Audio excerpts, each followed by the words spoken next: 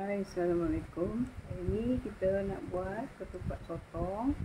Kita ada sotong yang sudah siap dibersihkan, dan kita juga ada pulut yang sudah direndam. Dan sekarang ni dalam pulut ni dah letak santan sikit, garam, gula sikit. Sebenarnya kalau tak letak garam pun boleh. So sotong ni lepas kita dah bersihkan, kita buat dia macam tu, berlubang. Ambil pulut, masukkan dengan belakang sudu saja, sebab dia kan kecil. Kalau sotong besar boleh gunakan sudu. Yang kecil tu masuk. Okay, kita masukkan, kita tolak-tolak sampai dia turun bawah, agak-agak sampai 2/3 bawah sini lah. Longgar-longgar aja. Kemudian kita ambil kepala dia, janggut tu kita sumbat masuk dalam.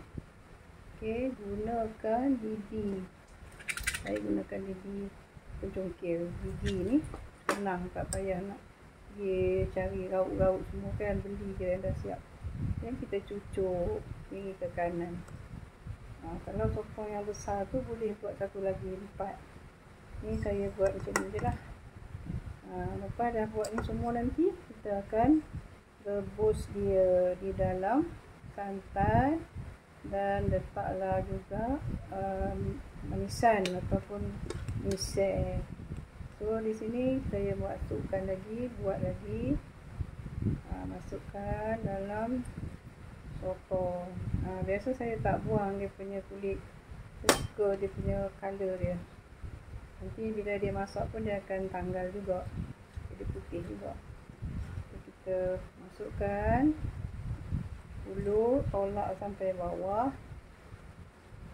Tolak dia sampailah 2/3 daripada di badan sotong tu. Sotong tu besar, banyaklah pulut dia kan. Ni sotongnya comel. Kepala tu, dia punya janggut susul masuk dalam, dan yang bahagian bawah tu kita masukkan. Ambil lidi, kita cucuk dia, cucuk supaya dia tak cabut lah kan.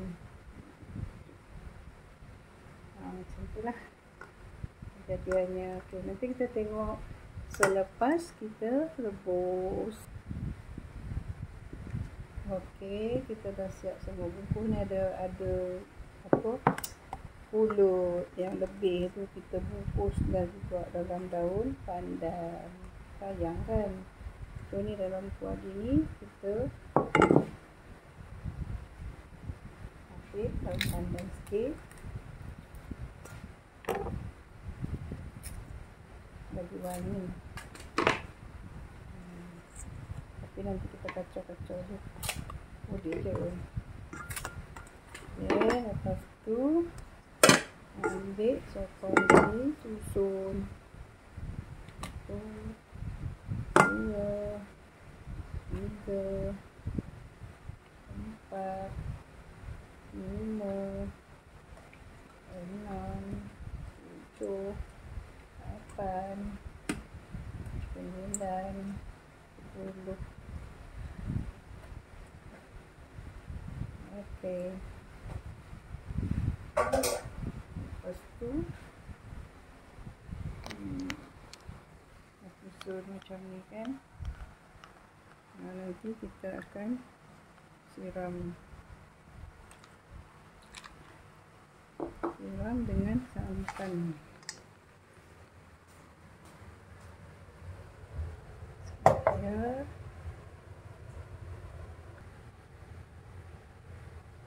macam ni.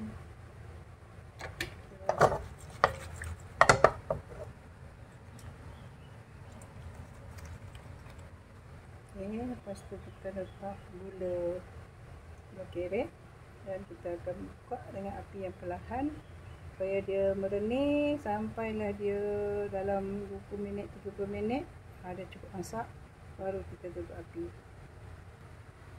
Alamak, gula keret kita dah habis, so kita letak saja gula merah ataupun gula perak pun boleh, asalkan dia manis. So buka api, tak boleh kuat, sebab kita nak bagi dia betul-betul masak. Kita tengok apa kejadiannya nanti. Okey, sekarang ni kita dalam proses merebus. Kita tengok dia punya santan tu, dia akan jadi banyak bertambah sebab air sotong tu keluar kan. Dia akan terendam macam tu.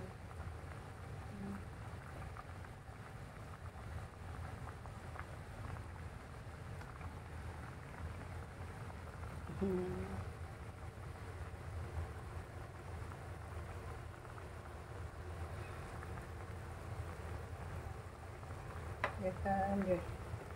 Dan sebaiknya tutup.